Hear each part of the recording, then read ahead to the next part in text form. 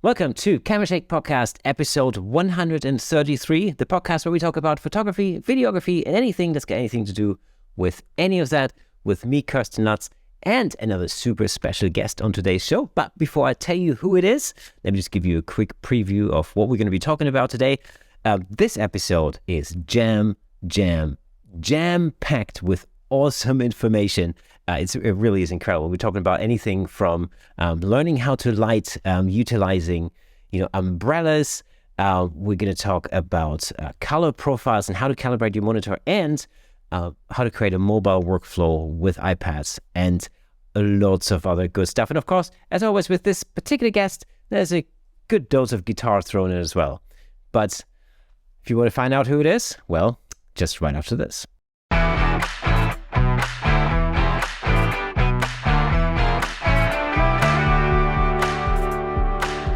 Welcome to this week's episode of the Camera Shake Podcast, and in today's episode, our special guest is none other than the fashion and celebrity photographer, lighting guru, educator, and master of the electric guitar. Give it up for Mr. Frank Doorhof. Frank, man, how are you? I'm fine. Thank you so very much for that introduction, man. Thank you. Cool. It's actually the second introduction, because this is the second time we're doing the intro bit, because I forgot to press the record button. Don't tell people that. You tell them your successes. You don't tell them your failures, because then people think you're human, and that's not possible, of course. I think it just makes us more endearing. That's true too. That's the thing. So we've just been chatting away. Actually, also, before the show, we've been talking about guitars, because that's of course something we have majorly in common.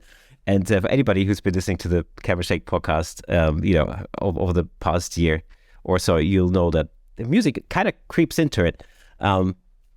Every now and again, there are lots of parallels between music and photography, and something really interesting we've been talking about just now is the benefits of teaching photography and the impact that it has on you and your own skill as a photographer.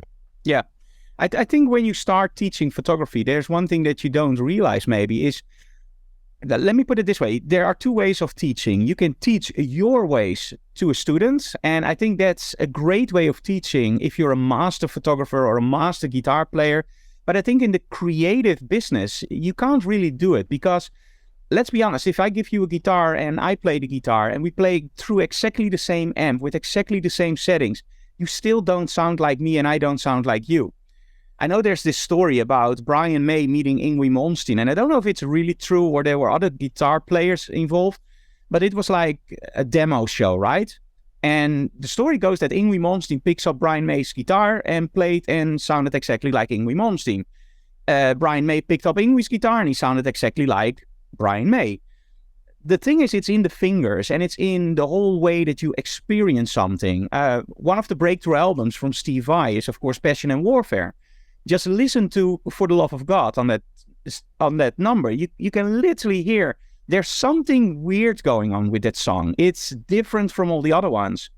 So I think as a teacher in a creative business, it's more about what went on in your mind to do this, not the techniques. Of course, you have to master the techniques. Also with lighting, of course, you have to know what lighting does. Angle of incidence is angle of reflection, that kind of stuff, the inverse square law. But as soon as you know that, don't work from recipes. Try to understand what lighting does. Because if you work from a recipe and, for example, you have a softbox next to your model, you have your model and your backdrop, and you go like, oh, there's a little bit too much light hitting the backdrop. If you work from a recipe, you can't solve that issue, because very simple, you followed the recipe, and the recipe was for light on the backdrop. So now you go into your book and you find something what you like, and maybe you don't find something that you like. Well, if you know how it works, there are several solutions. One, you can move the model away from the backdrop with the lighting, inverse square law, so the light doesn't hit the backdrop. What you can also do, if you don't have that space, is just hold your finger on the softbox or umbrella and just tilt it very, very slightly by using the sides of the light. Less light is hitting the backdrop. Your model is getting a little bit less light, but a softer quality of light.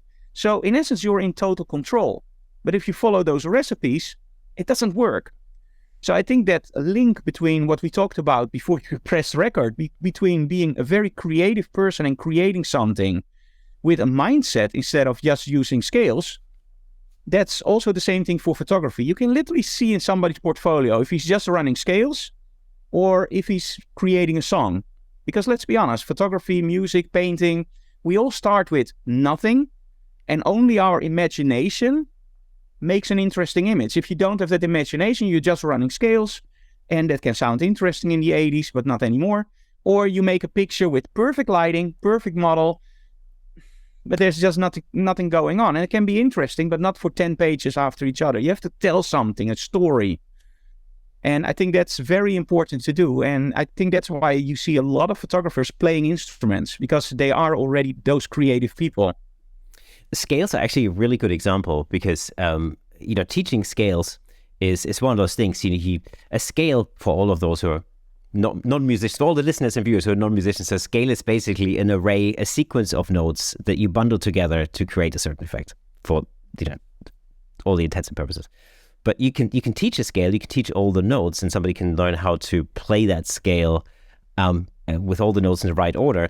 But that's very, very far removed from actually making music with that scale. Yeah. Because once you've learned the scale on the guitar or on the piano, that's when the work really starts. I always, when I was younger, I taught guitar. So I think only for 4 or 5 years, I was actually as a guitar player, just local kids. And I still remember at that time you had Dream Theater, Metallica, of course, with the Black Album. You had Yngwie Malmsteen, Jason Becker, Steve Vai, Joe Satriani. They were all up and coming, and they were all shredders. And the thing was, before, of course, you had bands like Queen and Def Leppard who already played with different emotions, but there were always those bands, that's Queen. Mostly was based on blues, so 5 notes per scale. Very simple, one position on the gauge system, so you always knew where you were. Very, very simple, and it always worked. Whatever note you hit, it was always right. And I remember when I taught that there were 2 different kinds of students.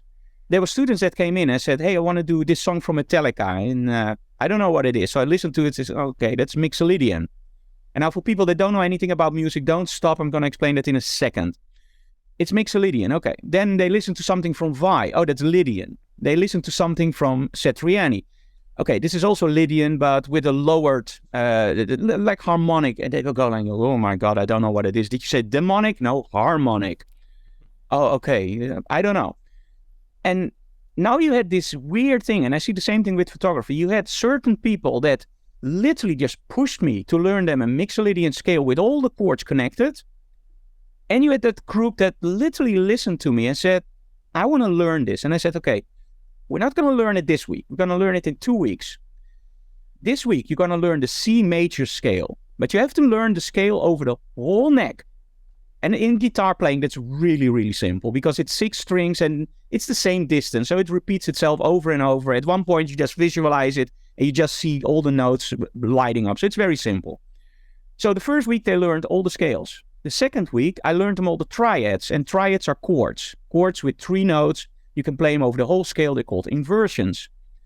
And at that point, they learned a scale that you never use in modern music, C major scale. You can use it, but not a lot. Another thing that you use a lot in metal is A minor. Now, why A minor? Very simple, because it's the C major scale with exactly the same chords, but you start on the A. And now a lot of the students got it, because Mixolydian is the same C major scale, but you start on another note. So you have Aeolian, Dorian, Phrygian, Lydian, Mixolydian, Aeolian, Locris, and Mixolydian, I believe in that order. I don't know exactly at the moment. They're called the church modes. Now, those are 7 different scales with harmonic variants. So you have 14 different scales. What do you think is faster? Learning somebody 14 different scales, or learning them one scale with one addition and just say, okay, you know the scale, you got it on your fingers, don't start with that finger, start with that, wrong example, start with that finger or that finger. You found out that if you look at 6 months, not of course after a month, but if you look at 6 months, the guys that learned the scale first were way faster after about 2 or 3 months. The guys that learned the scales per scale were very fast at the beginning, like literally really fast. But then after 2 or 3 months, it just stopped. And you know why?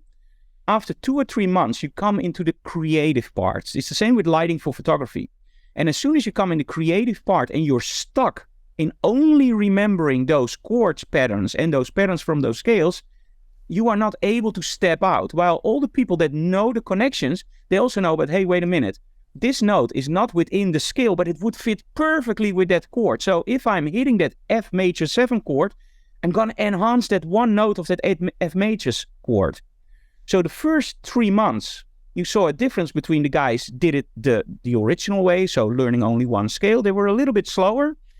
But if you look at 6 months, those guys were way ahead. And I see the same thing with photography. If I teach in my workshop somebody to understand lighting and to know that light always behaves the same. The center is very bright and very harsh. The more you get to the outsides, the light gets softer and also less in output. If you understand that, why would you always light your model with the center of the light of a softbox? You lose so much quality of light. Just angle it away. Use it as a feathering technique. Absolutely. And I think as soon as you start getting that, then it's way easier to go into that creative part. And I'm the kind of guy that always wants to know how stuff works. So I started out as actually literally wanted to know every scale in photography. So I started with recipe books, started to look at those recipes, starting to recreate them. And at one point I just hit my head against the wall. I couldn't get it done in 1 or 2 images. I was just going like, I don't get it. I do exactly the same as in the book. It's exactly the same setup. I just can't figure it out. And at that point I just put the book in the bookcase and I just started doing more creative stuff. A few years later, I looked at the same book, and you know the weird part is, I opened up the book and immediately went like, oh, the lighting diagram is wrong in that one. The lighting diagram should be like, and I was going like, wait a minute, that's a totally different approach, because now I'm not looking at the diagram trying to recreate the image. I'm actually looking at the image trying to recreate the diagram. That's such a huge difference in approach. Like if you are able to look at a shot and analyze the lighting setup instead of seeing the lighting setup and analyzing the shot, dude, that's literally, you can do almost anything. If you have the gear and the proper situations and you have it in your mind, you can create it. Of course, with limitations. Exactly. And often, it's the simplicity of the thought process that allows you to have an easier understanding of something that could otherwise be a really complicated concept. It's a good example for that. And again, we'll talk about guitar here for a second again. I remember a lesson with Joe Pass. This was like back in the 90s. And one of the things he was teaching was how to make a simple scale sound a lot more complicated than it actually is. And it started out with a simple minor pentatonic scale, which all the guitar players out here, that's probably the first scale you'll ever learn. It's the simplest scales because it was called the box shape. Super easy. But one of the things he did was he goes like, well, okay, let's pick this note. This is a note that's not part of the scale. So in theory, this shouldn't work. Now I want you to make this work. And he gave an example of how dropping in this random note he could make that sound really cool. And so the learning process was like, okay, well, here we have our basic scale, which we'll call a skeleton. But there are all sorts of other notes that seemingly are not part of it that we can throw in, and there will be a way to make that work over whatever chord. It might be a particular chord that we're playing over, or it might be a particular line that we're playing, and these notes lead into a note that's part of the scale and whatever. And you can learn all of the technical terms for that. You might be changing, into a different scale that has a different name, or, there could be another reason for why the tension that you're creating with this note has an effect, and then it creates release to another scale tone or whatever it is. I mean, you could look at this from a really technical, really complicated point of view, or just feel it. Yeah, or you could just feel it, and it was incredible. And then the examples that he gave were like, I was looking at it, I have no idea what he's playing. Like, he seems to be playing outside arpeggios, and like he seems to be switching and swapping from this mode to another mode. And actually, his thought process was so simple. It was like, I'm just playing the pentatonic scale. That's all I'm doing. With blues notes and passing notes. Yeah. In my head, it's just that. There's another thing he did, which is super interesting. And it all had to do with chord progressions. In jazz, there's a chord progression called a 2-5-1. Super simple. And he was playing all these complicated changes and throwing in chords and doing this and the other. And he was playing over these chords. And it was modulating, so it was going from one key to another key into another key. And so it turns out that the way he was thinking was actually super simple. He completely ignored the 2. So 1 out of the 3 chords, he completely ignored. And so he was just looking at it as a 5 and a 1. That's it.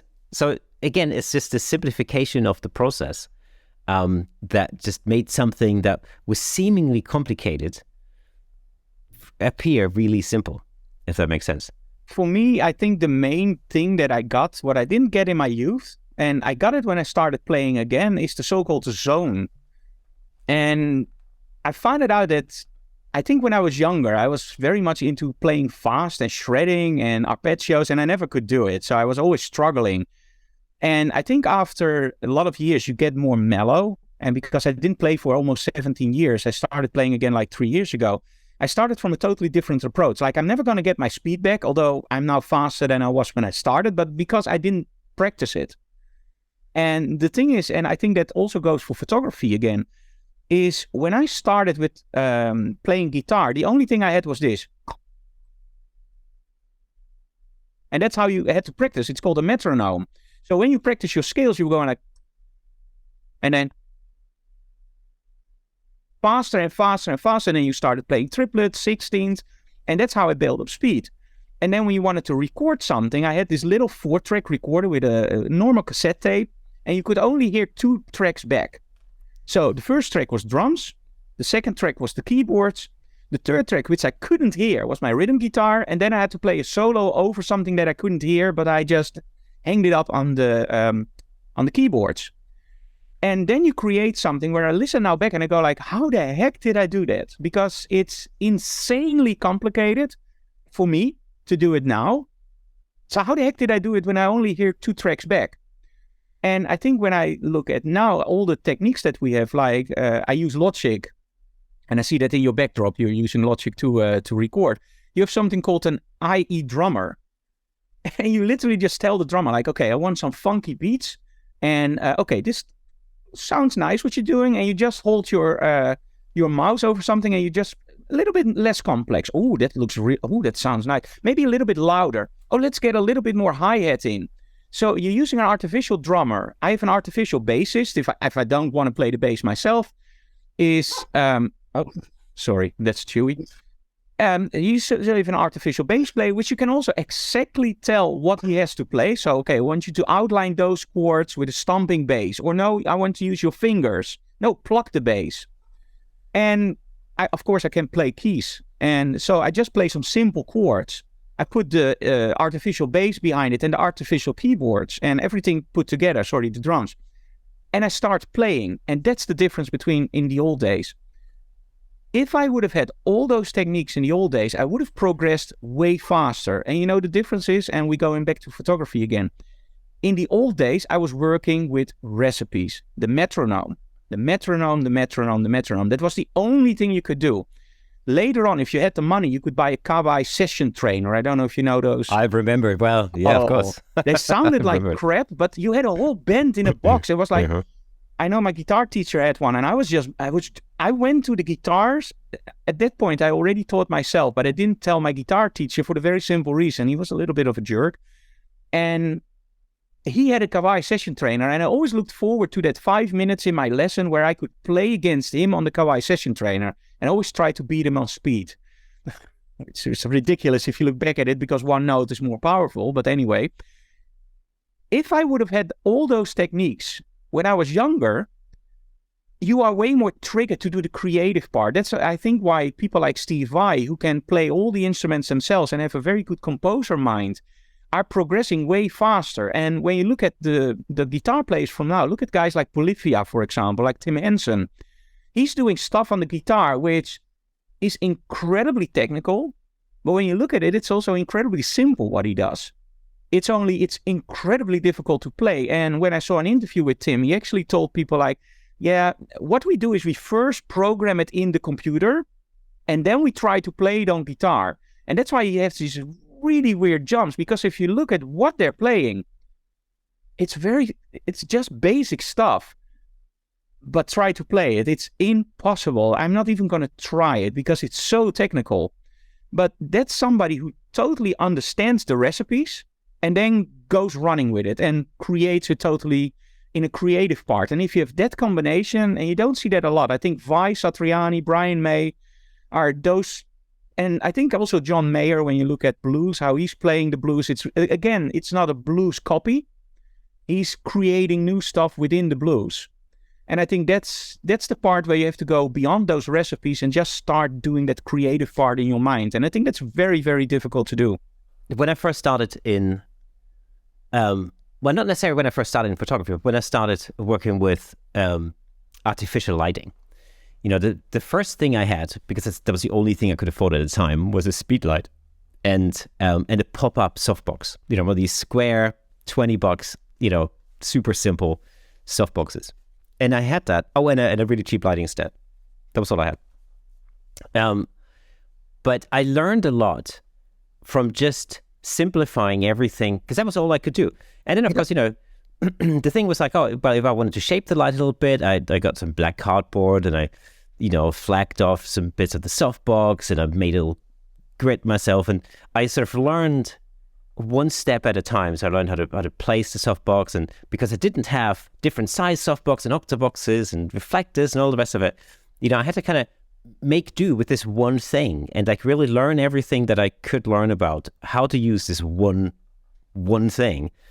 And then a little bit later on, I could afford to add other things to them. So I don't know, I bought a pop-up reflector, and then all of a sudden, I could do a lot of damage with that. I think it's, to me, it was a great way of learning, because I literally had to restrict myself to just this one thing. I had to learn everything there was to learn about this one thing. And I used that for a very, very long time, years really, and I've ran my whole headshot business eventually on 2 speed lights for years, which is brilliant. I started out with hot lights, literally hot lights. So nothing to do with photography or lighting, but bouwlampen, we call them in the Netherlands. It's constriction lights. I know, yeah. And the reason I actually stopped using them is because I wanted to soften the light. And I literally realized, like, okay, if I put something over those lights, I have a fire hazard, so I need something else. And that's when I started buying strobes. Because for the very simple reason, I was afraid of fire hazards. Because those hot lights, they get really hot. It was halogen lights, and you couldn't touch them. Even the poles get a little bit hot. The more you get down, they were cooler. But those lights were really dangerous, in all honesty. If they fell over, you had a fire hazard. And they were not used for lighting. They were very, very ugly, very harsh, yellowish light, which, of course, when you shoot raw, you can correct it. But that's how I started. Light went everywhere. So you needed flags. But the flags couldn't be too close because, again, fire hazard. So that's when we started doing, again, with strobes. But by the way, I did find out something recently, which is amazing and literally blew my mind. For years, I don't know, let me just, out of the blue, what is the worst light modifier you can have? Well, I always used to think it was an umbrella. Bingo, stop. Everybody thinks it's an umbrella. You're absolutely right. Why? And again, I used to think that I can't control the light with it. It just goes everywhere. Yes. And you know why? Well, just simply because it just spills everywhere. That's just a lot of spill. Okay. So our company changed a little bit in 2022. And we got 3 new brands in. So we do IQ wire now. So that's 5 and 10 meter static cables with boosters on board, where you get a more stable and faster connection. We do Click Pro backdrops, the professional backdrops for the studio. And we do Rogue. Now, Rogue is a brand where you, of course, know the flash benders, and they have this new magnetic system, which is awesome. We're going to very soon release a snoot. There's already a video online. You're going to love it. Now, Eric and John, I already know for 15 years or so. We even spent time at their house when we were visiting the States. They're great guys. The main thing about Rogue Expo Imaging is they listen to the photographers. So they got a new item in, and they said, Frank, we have something, and we know you're going to hate it, but can you please make a video? And because we're distributor for Rogue in the Benelux at the moment, of course we're going to make a video, even if it's something that I'm not going to use myself. So I said, okay, John, or Eric at that point, and I said, what did you build? He said, we have an umbrella kit. I just looked at that in a week and I was going like, well, okay, interesting. So what is different from your umbrella kit? He said, well, we have a black one and a white one. Okay, that's normal. The black one has a sleeve. That's normal. But they're made of fiberglass. And I was going like, ooh, that's interesting, because one of the main problems with umbrellas is you use them for maybe 3 or 4 months. You do one thing wrong and you can throw them away. Now, they're very cheap, right? They're 100 euros or 25 euros or whatever. I believe this kit is like 119 euros for a black one, a white one, a carrying case, a sleeve, and everything together. So you're talking about peanuts compared to a softbox. So I said, you know what, just I will make a video. Sure, I'm not really interested into umbrellas. Dude, you know why we hate umbrellas? Because we started out with umbrellas and we didn't know crap about setting up your lighting. At this point, I have this 1 meter 20 softbox from Hensel, and I'm not going to say anything bad about Hensel. That softbox, dude, it's kick-ass. It's the best softbox I ever had. I'm not using it anymore. I'm using a 1 meter umbrella. The reason is very simple. If you start out with photography, you start out with umbrellas because every single kit has an umbrella. And you're not able to control that lighting because the umbrella is a very, very complicated and very flexible beast. But if you don't know how to use it, it's terrible. So you start with the umbrella. You can't control your light because you don't know anything about feathering. You don't know anything about angles. Then you get a big softbox. You pay 800 euros for a softbox. So for the love of God, it should be better, right? And your wife is also going like, now you have that softbox. So you start learning a little bit more about that softbox. And by miracle, hey, now you control your lighting. So it has to be that umbrella, right? No. It's like when I get my first guitar again at the time that I didn't play anything and I play on it now, I play way better on that cheap guitar. And I probably go like, ooh, that's a great guitar. There's nothing wrong with that piece of junk, which I first labeled as a piece of junk. It's actually great. That's the trick with the umbrella. At this point, if you look at all my live streams and almost every video, that umbrella is there. I'm using it as a fill-in light. I hope you don't have any problems with the noise outside. I don't know what's going on, but so I use it as a fill-in light, and I use it as a main light. And when I take the sleeve off, I use it as a beauty dish. It's all for the black one I use the most. That's 90 euros, and it replaces my beauty dish. It replaces my big softbox. It's all about knowing your technique and then using that creativity. And then an umbrella, of course, the softbox and a beauty dish, I still use it. It's great stuff. But it's just insane that with a 90 euro accessory, which when you start out with photography, you go, it's the worst modifier ever. They just put it in. I always had the joke, it's for rain, nothing more. So in the Netherlands, an umbrella is great. But man, if you start doing it with the knowledge you have now, I literally, those umbrellas, they sell like hotcakes because people see what you can do with it. And even professional photographers go like, Frank, I see the video you're using an umbrella. Is that because it's commercially or because you really like it? I said, how many videos do you see me using the umbrella? Almost all. I said, if it's commercial, you will see me using it in 2, maybe 3. But that's it. I will squeeze it in. But if you see me using it as a main light and not talking about it, I'm using it. And they go like, yeah, I see it every time. So they buy it. And then you get the responses back like, Frank, on location, it's so much easier. And that's the thing. Know your techniques, know how to use it, and then just forget about it and start working in the zone. And at that point, it doesn't really matter if it's an umbrella or a big softbox. Your eyes see something, close that off. Like with playing guitar, I don't know if you have the same thing like me. If I'm recording, I have my eyes open because I want to make sure that I don't hit any wrong notes. But when I'm just improvising, I close my eyes and somehow you always find the right notes because you are not playing anymore. And recently I started really noticing it that I was just playing something, I was tired and I just closed my eyes and the backing track is like 10 minutes. And at one point I just heard a commercial. I was going like, is there a commercial in the middle of the backing track? And I just looked at it, oh, I'm already playing for 10 minutes. And then I started thinking like, do I actually know what I'm playing? And I found out, I don't know if it's the same thing. I actually played it and in my mind, I was actually thinking about it after I played it. Like, what the heck did I just play? That sounded nice.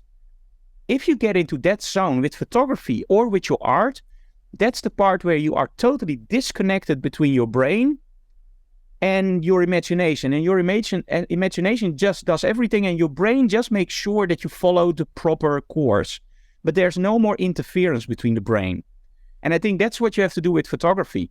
Know the theory behind it, then disconnect the theory and just leave it on the back burner. And then start to use your imagination. And just make sure that the brain in the back just keeps telling you, I wouldn't do it like this, do it like that. And that will be subconscious. And then later on you go like, why the heck did I do that? Oh, because. And I think at that point, I think that's the part where you really start to becoming a professional photographer that also is able to tell a story instead of just making a great headshot or creating a great song or painting. exactly. So my teacher always used to say, you want to learn all the stuff, the music theory, all the scales, everything that you need, and then you want to forget everything and then just start playing. And it's very similar. It's funny that we're talking about umbrellas because I recently started using my umbrellas much more often. In fact, the key light that's lighting me right now is just a white shoot-through umbrella with an LED panel behind it. Just mainly, I was thinking about how I set this setup up, and I thought, okay, I need a video light, like an aperture light or something like that, and I need a softbox, like a light dome.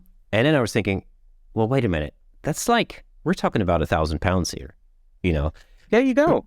And then I thought, well, actually, you know what? I don't need any of that because I already have umbrellas and already have LED panels. Yes, this should work, and it works perfectly, absolutely no problem. It's actually much easier to set up as well. That's the other thing. Yes, and I think, in all honesty, that Rogue, without knowing it, has started a revolution with umbrellas, because the only thing that I didn't like about umbrellas, and I hated literally with passion, was that they broke down so easily. Like, every time on location, I lost at least one of them. So at one point, she just stopped using it. And now with fiberglass, they're lighter. You don't have that problem anymore. Of course, they can break down. There's always somebody that can demolish it. But let's be honest. Let's put it this way. They will last 5 times as long as a normal umbrella. And when you break it down, you're talking about €25 or €90, depending on the big one or the smaller one. That's nothing compared to a softbox. And then when you look at it, and the trick about an umbrella, what a lot of people don't realize, every softbox needs an inner bevel for the very simple reason. This is the strobe, this is the inner bevel, this is the front bevel. You're still using a very, very tiny light source. By hitting the first bezel, you're creating a larger softbox, but it's still with a very hard middle. Then the front diffuser makes everything wider again. What people don't realize is that an umbrella doesn't do this. An umbrella is a reflective light source. So instead of shooting through, you can still do that with an umbrella. How I use it is shooting as a reflector. So you're hitting the reflector. At that point, you have a way bigger light source. And then by using the front sleeve, you have a beautiful light source that literally is softer on the sides, but not in output. And that's the trick about the umbrella. With a softbox, you were talking about 5.6, 4, 2.8. With an umbrella, you're talking about 5.6, almost 5.6, maybe 5.0. So you have way less light outfall. So when you want to feather your lighting, you have to turn it more.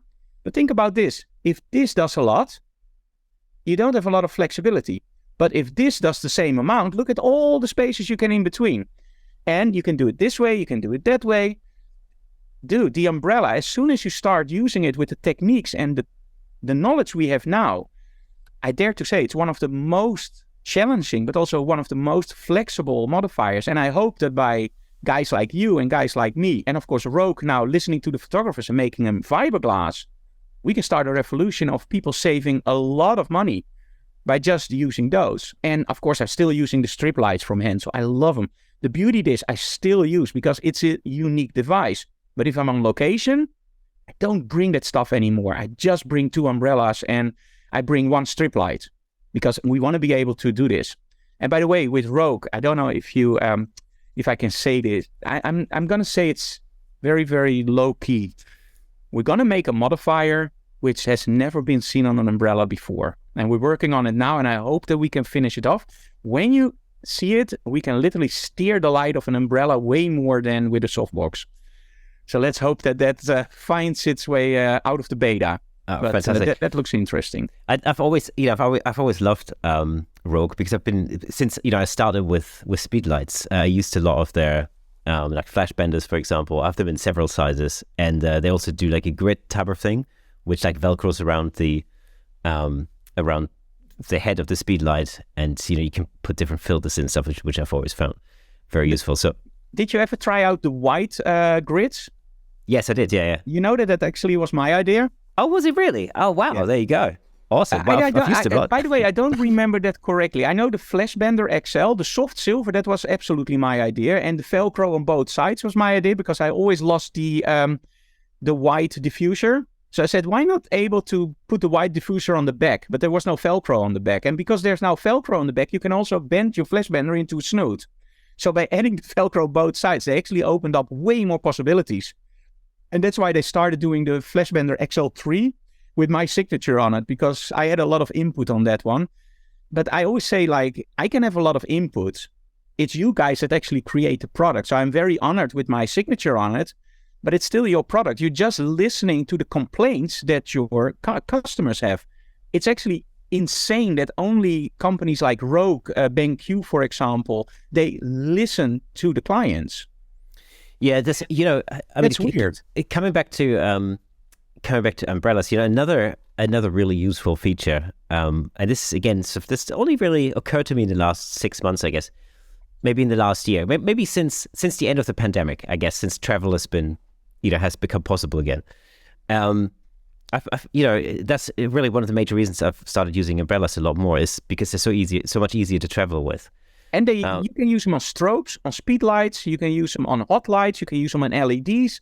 There is no different modifiers. You don't have to buy a converter ring. You don't have to fiddle around. You just go on location. What light do you have? Okay, this. Bloop, put it in. Done. And for me, I went to Germany over the summer, and I needed to take some kit because I was going to create some portraits. And the logical thing was actually just to take an umbrella, because it packed really lightly in my suitcase. I didn't have to, pay for any additional luggage or anything like that. It was super easy. I literally took one umbrella with a sleeve that turned it into, a silver and a black umbrella, depending on how you put it on. Yeah. It was super easy, super practical. It actually gave me more flexibility on set than a softbox would have done. Because you can use it as a shoot through, and you can use it as a reflective umbrella. And the original idea that I had for this particular shoot, I had to actually change my approach to the umbrella because I had to deal with some reflective surfaces in the background, and using the umbrella as a shoot through, which was my original idea, didn't work out because I get too much reflection on the background. It was in a kitchen, and kitchen cupboard surfaces. Sometimes that's super highly reflective, and it's just, there was no way. You can go into Photoshop and spend 3 hours retouching all of that. Or just turn the umbrella around and make it omnidirectional light source. Yes, done. Exactly. And cool, the other thing, right? Absolutely, yeah. And the other thing is, as some of the listeners will know by now, I've recently I bought a Vespa over the summer, mainly because driving into London is such an expensive thing these days, because you have to pay congestion charge and ultra low emission zone charge and all the rest of it. Parking for diesel cars like twice as expensive as it is for normal cars, and all the rest of it. So I kind of thought, if I buy a Vespa, I can literally Vespa it into town, and park for free in most places and not have to pay any of those. But it also means that I have to scale down my kit so it fits on my backpack and under the seat of the Vespa.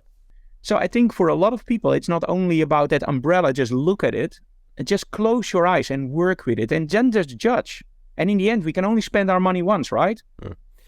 So what would be like your top tips for people who want to sort of calibrate their own monitors? What should I do? The first thing you have to realize is that a lot of people say, why should I calibrate my monitor if my client doesn't have a calibrated monitor? And some people will just go like, yeah, you're right. Now, think about this. If you're colorblind and you see green as red, and you walk outside, you see green as red, right? And for you, that's normal. If I say, hey, that's green, you go, that's red. So you're always used to seeing green as red. Now, if you're in front of a traffic light, you don't make any mistakes, because in your mind, green is red, right? And you know that the top one means drive. The bottom one looks exactly the same to you, but that's stop because it's a little bit darker. So you don't even see it as I don't see green. No, it's green, right? That's green because everybody told me it's green. Now think about this. If you do the same thing for your monitor, and you have a monitor that's 10% too blue, all the images that are color corrected look right on your monitor. It's 10% too blue, but it looks right because you're used to that image. If you as a photographer don't calibrate, and for example, your monitor is also 10% too blue, you take out that 10% too blue. In essence, and this is the funny part, in essence, on the client's monitor, the image should look okay, because you take out 10% too much blue, he has 10% too much blue. So by taking it out, you end up at 0. It's a very simple explanation, of course. So that image looks right. Still, the customer looks at that image and goes like, it's too warm. And why? Because he's used to too much blue. You can never, ever tell a client, you have to calibrate your monitor to look at my images. Because as soon as your client calibrates and then looks at your images, you go like, it's all off. It looks weird because he's used to that color. So we as creators are actually forced to do calibrations, although people don't use calibrated displays, because if we don't calibrate, our images look different from our competition. Okay, so now the main tips. It depends on what you work for. Nowadays, we don't really work for print anymore. So the whole DPI, I recently saw that somewhere that somebody said, how important is DPI? DPI is totally not important anymore. It's about the pixels. Unless you are printing and you want to make sure that you deliver high enough resolution for an A2 print, just ask the printer like, hey, what's your resolution? 72 DPI. Just type in 72 DPI with the centimeters. If that comes out higher, you're fine. If that comes out lower, do some upscaling or whatever, or take a new shot. So DPIs are dots per inch for print. If we look at nowadays, for example, a lot of the work that I do ends up on big billboards for VB Suryadi. So at that point, we work with DPIs. But 90% of what we do end up on digital billboards, digital advertising, online. So I recently heard somebody said, oh, for Instagram, 24 megapixels is more than enough. You don't know what you're talking about. For Instagram, 10 megapixels is overkill. So listen to your own clients. And in my opinion, if you're a studio photographer, I would aim at something for 30 megapixels. If you're like me, 60 megapixels, because we love that. So we have the great images. So now how do we get those great images on our display? The first thing you have to do with calibration is you have to realize that it's not about your monitor. It's about the camera you have to calibrate your monitor, and you have to calibrate your output device. So when we're shooting, we're using something called a color checker. So that's a very simple device. I use it from Calibrate. You hold it in front of your model. You make sure that all the gels are off. So you're using normal lighting, so no colored lights. And you shoot it on the setting where you're going to use it if you're really picky. Because if you change the setting, the color temperature on especially cheaper strobes will change. You use that color checker, and then you start turning on all the gels and everything. From the color checker, you make a profile. So we're done with the camera. That's done. Now, of course, we also see that image on our monitor. And we have to make sure that the red is red, green is green. Now, there are certain tables, and they're called sRGB, Adobe RGB, Pro Photo RGB, and those are so-called color spaces. Now, our monitor is not really Adobe RGB. It's like 98%, 99% Adobe RGB. So what you do is you place a device in front of your monitor, and your software starts sending out images, red, green, blue, cyan, magenta, yellow on 100%, 75%, 50%, 25%. And it meters all those values. Now, when we look at colors, there are only 3 coordinates, an X, a Y, and a big Y. U, saturation, luminance. We all know that in Photoshop and Lightroom, HSL, U, saturation, luminance. What they actually mean are the coordinates of those colors within a color space. And those are determined. So when you calibrate your monitor, you type in the color space you want to use or native. With BenQ monitors, we always do native because they are a little bit more wider on certain colors, and native just gives you a way better result. So now that we understand that those colors are metered and they have 3 coordinates, it's very easy to understand that if those colors are not 100% correct, we create a profile in which we actually said red +1, -1, +3. Means you don't show it correctly, but if you do it like this, you change the X, the Y, and the other Y, you come very close. Remember, it's never 100%. It's always as close as possible. It's never 100%. So those profiles are called DCP profiles for Adobe or ICC profiles for everything else. So now we have the camera done. We have a profile for the camera. We have a profile for the monitor. So now what the heck do we do with it? We do absolutely nothing with it. We just keep it there and we remember it. So every time we take a picture with that lighting setup, you go into Lightroom, you pick the profile you created for your camera, and you start retouching. At that point, you can also use the gels and you can use whatever you want because the base photo is correct. Now, when you look at the monitor, everything looks correct on the monitor. And now where it goes wrong, and it goes really wrong a lot, like 90% of the cases, people open up Photoshop, color management. Oh, let's see, BenQ monitor profile, that's called double color management. That goes wrong all the time. You are correcting files. You're not creating color spaces. You are correcting to fit in a color space. Camera raw, as close as possible to camera raw. Your monitor profile as close as possible to what your monitor can preview. So when you open up a photo in Photoshop, you forget about all those profiles and you work in a defined color space. My advice on an Adobe RGB monitor, work in Adobe RGB. On a Dream color monitor, work in Adobe RGB. Although they claim they can do ProPhoto RGB, they are losing a lot of light in one area. So always Adobe RGB. When you use a laptop, and you have proper calibration on your laptop, and this is the cool thing. If you calibrate your camera and you calibrate your screen, you can literally work on an sRGB monitor in an Adobe RGB color space, and all the calculations will be done correctly by the software. The closer you get, the better. Now, when you know this XYY luminance, I hope a lot of people now also understand why it's important to use a light meter. The light meter gives you the exposure on your model. Now, if you know that all colors have 3 coordinates, hue and saturation are not influenced by a light meter. For the very simple reason, they're only the hue and the saturation. But is that really so? Because if you change the luminance of a color, and you guys can change this in Photoshop, just try it out.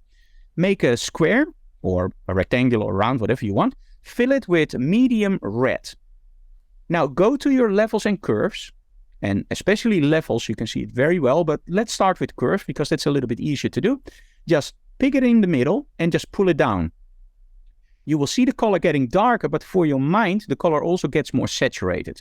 Now turn it up and the color becomes less saturated. Now remember that all those colors have different gamma curves. They perform differently. They have the same gamma curve, but they perform differently. So let's say you create all those profiles with an image that's 1 stop underexposed because you're too stupid to use a light meter. Sorry, I'm not bent it really harsh, but you know what I mean, right? So light meters it's junk. We don't need it. It's modern time. We can do it in Photoshop. So now you underexpose your images by 1 stop. You create all the correct profiles. You go into Photoshop, you go like, or Lightroom, let's change the exposure up. At that point, all your calibrations are done because you're changing the luminance of a color. And the weird thing is the luminance also changes the saturation and the hue. They're always connected. It's always like a puppet with 3 strings. So if you change one, all the others will shift. Change this one 10%, that one will go 5%, that one will go 6%. So using a light meter and a calibration device will give you a proper workflow that works like a charm. So back to your question, because now I can answer the question. What is a tip for people who will calibrate a monitor? With all this knowledge, there are a few things you have to remember. Our color space is D65. That's a white point chosen on the black body curve. That's a little bit reddish white, but that's how we calibrate. So that's the first part. In some software, it's called D65. In some software, it's called 65K. And in some software, it's called 6500. But it's all the same thing. It's 6500 degrees Kelvin. There are some people that say you should calibrate on 54. Let me put it this way. If you know why to calibrate on 54, that's the only reason you should. If you are in doubt, don't calibrate on 54 because that's only for offset presses. 6500 degrees Kelvin. A gamma curve of about 2.2, 2.4. If you do a lot of video, I advise 2.4. If you mainly do photography, 2.2 is fine. If you really are into video, you can do an EOTF curve of 1886, but that's not really found in normal consumer software. So keep it at 2.2. And then the light output, that's the biggest problem. The difference between, for example, a BenQ monitor for photography and a BenQ monitor for gaming is that the gaming monitor will have way more light output. The photography monitors, when you look at it in a store, a lot of people won't choose a photography monitor because they're really dim. They don't reflect light. They're really dim. They don't have that nice glossy, which we hate look. They just look dull. Those are the monitors you need. Because in the digital system, we only have 254 steps in dynamic range. So if you have a monitor with a lot of light output, for our photography, we have to lower that to about 120, 140 nits in output. That mimics a little bit like a digital billboard or print under proper lighting. If you have a gaming monitor, you probably have like 250 nits, 400 nits output. Now, the dynamic range of a monitor, you can't influence on the black part and the white part. It clips or it doesn't show any detail. So if you have a monitor that's really high up in light output and you lower that, you're actually lowering this and maybe a little bit in the blacks. So a gaming monitor for photography will have poor blacks and a crossed dynamic range for the very simple reason it's not designed for that. If you buy a proper monitor for video and for photography, they are dimmer. The reason is very simple. You can lower the light output down and the blacks will stay perfectly black. So that's also why you see a lot of photographers actually choosing monitors by just projecting a black square. How black is the black? If the black is really high up, it's probably a gaming monitor. If it's really low, that's a great monitor to show shadow details. It's one of the biggest caves I actually found with those drawing tablets. I'm using XP Pen and in the past Wacom. And XP Pen, in my opinion, by the way, is way cheaper and gets you way better quality. But that's my personal opinion. And those drawing tablets are awesome. But look at very closely. Wacom has the problem. XP Pen has the problem. Hyundai has the problem. They emit a lot of light, but they don't show any shadow detail. So I always, when I retouch, I have this, I have it here. I can show you. Oh, sorry. So I have this one here. This is a smaller one. We have a bigger one in the studio. They're awesome. But they also emit more light than my monitor. And that means that I always have a BenQ monitor or any reference monitor connected to my laptop while I'm retouching. So I'm always doing this. I'm retouching. And then as soon as I start doing anything with curves, I'm actually doing my curves like this. I do my color grading like this. Oh, I need to take a hair out. And then I go here again. Now the hair is gone. Okay, now I'm going to change the color and I'm going to look there again. Sometimes even when I'm doing demos, I literally have to drag my, the curves back to my drawing tablet because they're always on the BenQ monitor because that's where I do the critical work and the retouching I do in the tablet.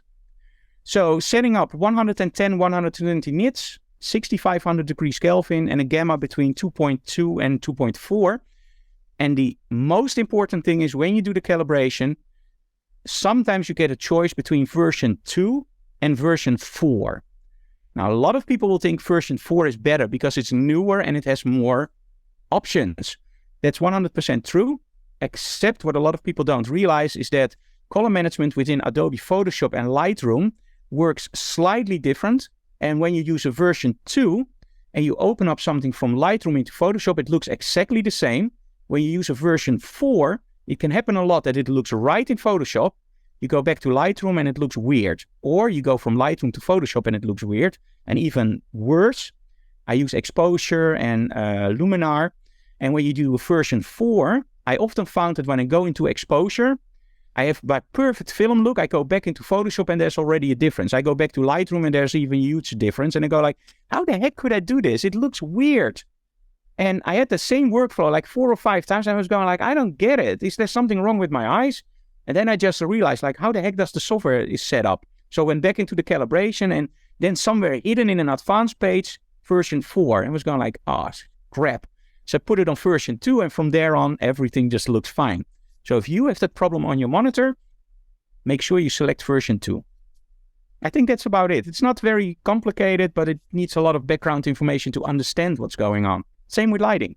The whole color management system, it's actually, when you boil it down, it's incredibly simple, but it's overcomplicated by people. You just have to realize that you do a color calibration for every single device. So color checker for your camera, that's the profile you use in Lightroom. Then you do the color profile for your monitor, that's the ICC profile. You set it up in your operating system and you work in a color space, and that's what you set up in Adobe. In Adobe, you should never use the color space of your monitor. You should never use the color space of your camera. They're separate devices. You calibrate them all. And then finally, when you go to print, in all honesty, we have a studio set. So that means that we can, with a spectrometer, we can literally read what the printer does. We hardly use it. Most of the prints we do are for clients that just want to print fast, or help portrait, where we don't do a lot of prints. So what I advise people to do with prints, get the paper from the manufacturer, like Epson glossy paper, that's awesome, or a semi-gloss we use from Epson, I believe. That's between glossy and matte. It's absolutely awesome. And just download the profile from the Epson website and make sure that you always use original inks. As soon as you start doing different paper, different inks, You really have to buy a spectrometer to get them all fitting, or you can never do it manually. There are way too many settings, and you can get something that's close for one image. You print out the next one and it looks totally weird. So it's always a balance. I remember a story when I did all the calibrations, of course, for the ISF. We did a lot of the TVs at people. We still do that at people's home. We calibrate television sets. And I remember that when the Matrix came out, I was incredibly busy with calibrating TV sets. And I was just wondering, why the heck? What changed? A lot of the people I visited said, oh, my image looks totally like crap, Frank. Please help me. I don't know what I did wrong. I said, what did you try? He said, well, the Matrix is, oh, forget about it. Yeah, I know what you did. He said, what did I do? The story is very simple. In the Matrix, there's this very subtle green glow in the images when they're inside the Matrix. Now, in the first movie, it's all almost green. Now, because the Matrix was a blockbuster and everybody said the Matrix has this beautiful image quality and tinting, a lot of people saw it on their TVs and said, now we have the perfect movie to adjust the colors of our TV set. What they didn't realize is color evokes emotion. We never, as photographers or creators of movies, just dump something online without color tinting. So we use a color checker, we use a light meter to get everything perfect, and then we're going to destroy everything with our film looks and our presets. But if you calibrate your monitor on something that has too much green, all those TVs I visited, they saw like, whoop, green. So you had red, green, and blue. And I was going like, why did you do it? And I said, yeah, but it looks great on that movie. And then when I'm done, they looked at the Matrix and go like, Frank, the whole image is green. Yep. And now put in Save It Private Ryan. Do you see that everything is now black and white?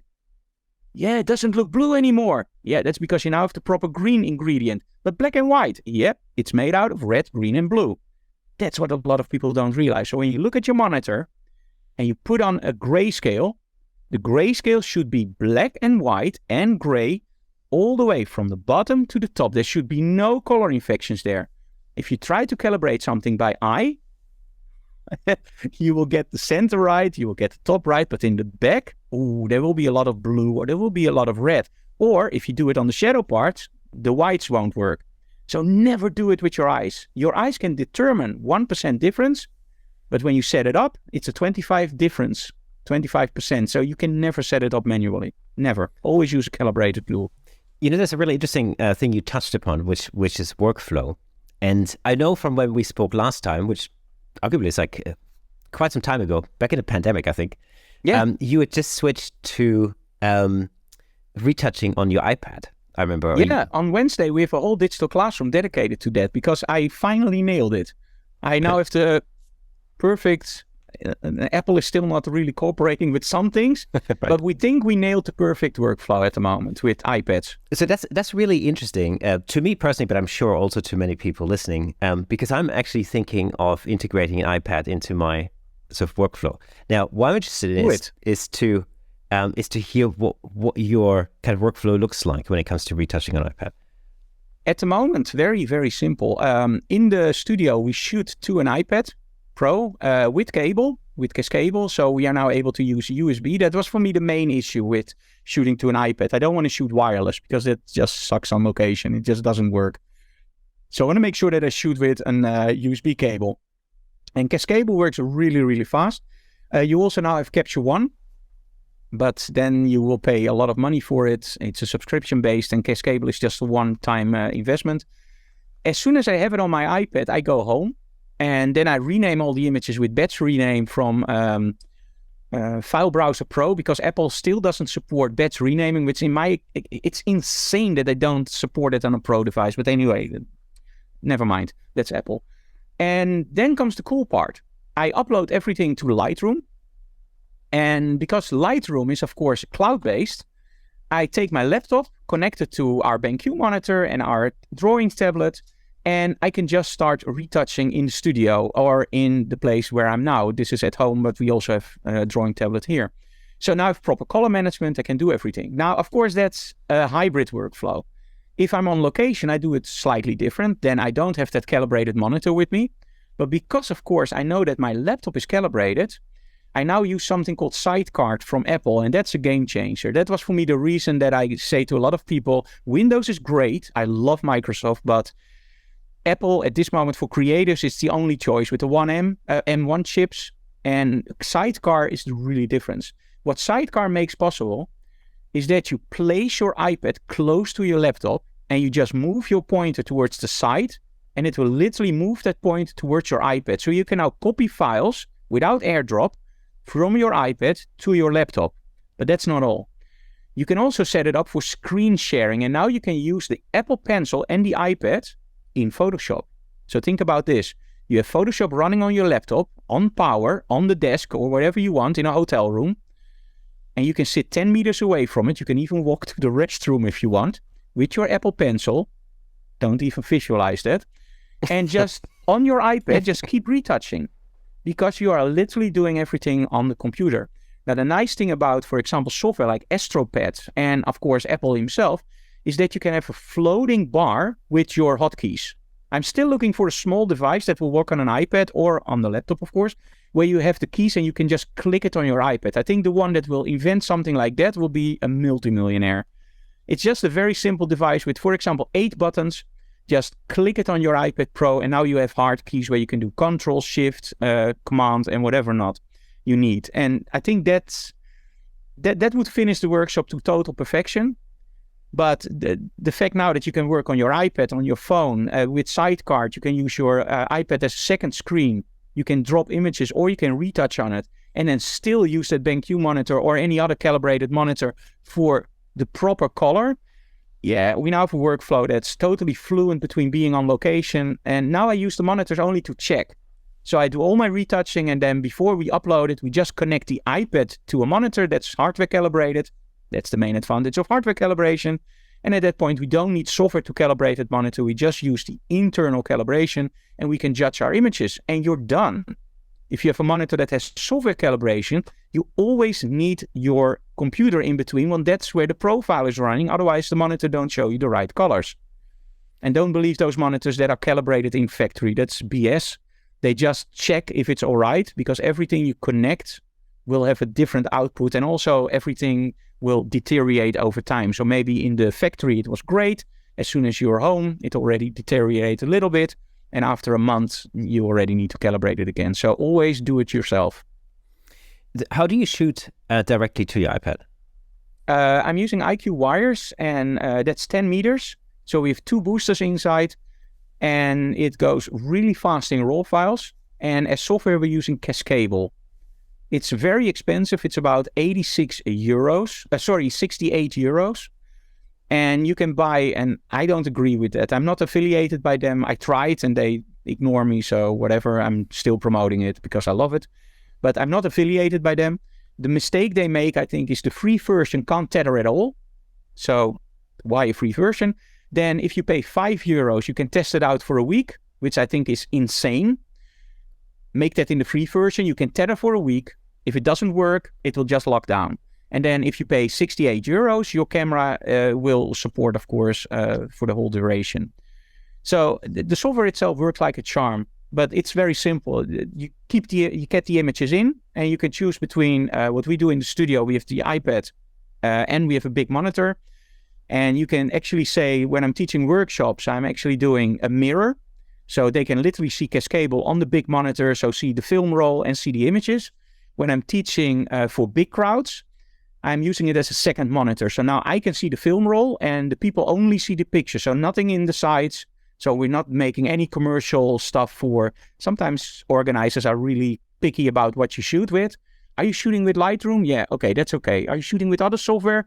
Yeah, they're not on the booth. So yeah, you can't really use that software. It's like, I'm a photographer. It's my workflow. You can't prohibit me from using software. And I think that's the nice thing about Cascable. You can just project it on a big screen with only the image, full size.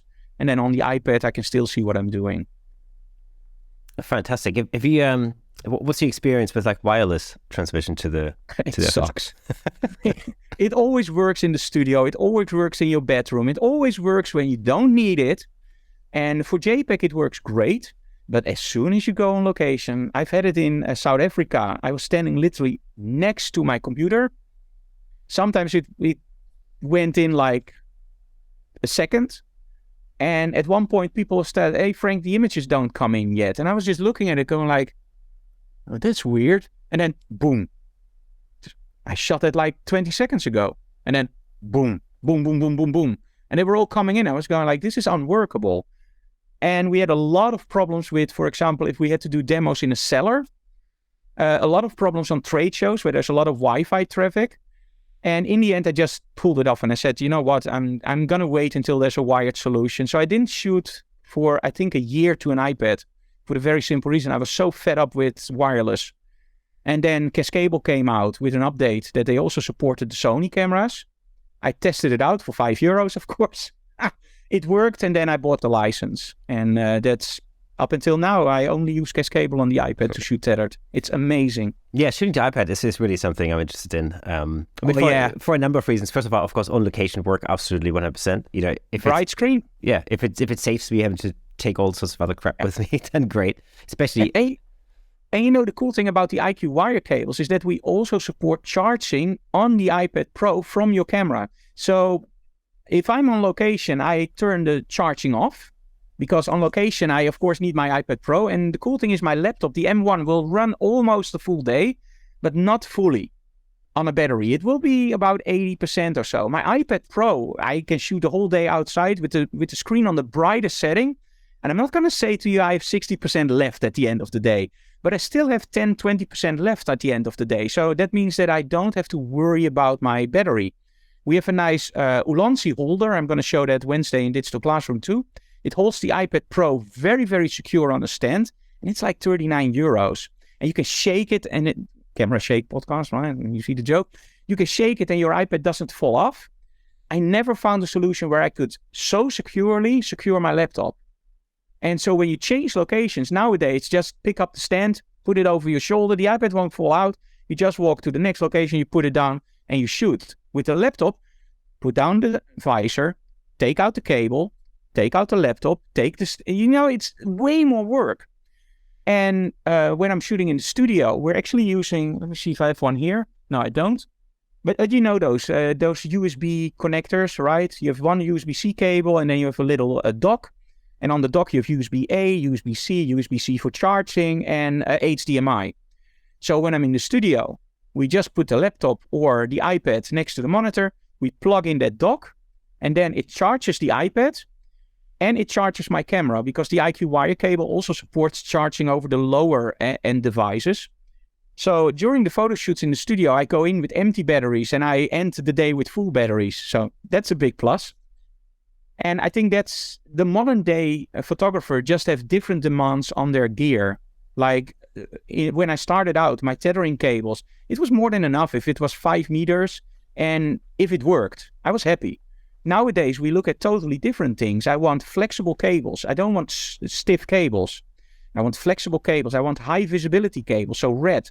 I want boosters in there, so I'm sure that even 60 megapixels, remember, we're not shooting with 16 megapixels anymore. We're shooting with freaking 60 megapixels in RAW. Those files are 10 times bigger than what we started with 10 years ago. So we need cables that can support that. Also, the software is getting more and more complicated. So what we have with IQ Wire is that we have IntelliConnect. So that means that if we connect it, there's immediately a conversation between the cable and the computer. The cable says, how fast can you go? I can go this fast. Okay, remember that. Then it asks the camera, how fast can you go? I can go this fast. And it will lock those two speeds. So that's why with other cables, you sometimes drop your connection in mid-shoot and you go like, what the heck's going on? And the going coincidence is, just stop tethering and start again. Nobody knows why. We found out why. Because there is no communication for a while between the cable and the camera, and it just goes into power saving mode. With IntelliConnect, they constantly keep that connection open. So although it looks like a normal cable, there's a lot of techniques in there. And I also didn't know about that 2 years ago. And the moment I found that out, I was going like, this is really smart. I want to test it out. And this year, 2022, at the start of the year, we actually started experimenting with IQ wires. And we are now the distributor for Europe for IQ wires because it works like a charm. And they have 10 meters. So for the mobile workflow, 10 meters is awesome. And the reason is, again, very simple. If you have a 4.7 meter cable, think about this. I'm 2 meters high. My camera is here. So I have 2 meters going down. My laptop is 1 meter 50 high. So I also have 1 meter 50 up. So 2 meters plus that That's already, 3.5 meters, right? So I only can stand 1.7 meters away from my laptop. And if I'm further away, the cable will go up. And the chance of somebody hitting that cable and dropping my laptop on the floor or dropping my camera on the floor exponential gets higher the more you get away from your laptop. Now, if you have a 10-meter cable, 2 meters, 1 meter's 50, no problem at all. I can still move 6 meters away and the cable will stay on the floor. So that's something that at the past, again, the demands were very, very little because we were just happy that it worked. I think nowadays it's more important with high resolution cameras, more stability, that we need something that's intelligent and that's not just a cable that you plug in.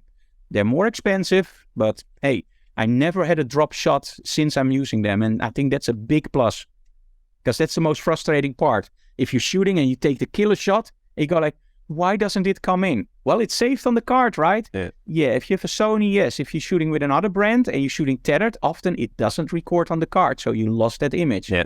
The cable becomes a lifesaver. Yeah, absolutely. Nikon doesn't save on the card, which is highly annoying.